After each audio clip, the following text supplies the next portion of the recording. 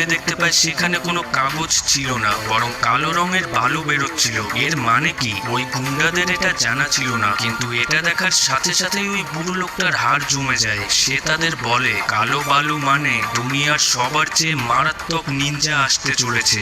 অনেক বছর আগে তার সাথে ওই যোদ্ধার মুখোমুখি হয়েছিল, আর সে খুব ভালো করেই জানে যে এই যোদ্ধা কতটা ভয়ঙ্কর। তারপর সে তাদেরকে তার বুকের মধ্যে থাকা অনেক বছরের পুরনো একটা আঘাতের চিহ্ন দেখায়। আসলে এই বুড়ো লোকটার হৃৎপিণ্ড ডান দিকে ছিল, আর এই কারণেই সে ওই নিনজার আক্রমণের থেকে বেঁচে গেছিল।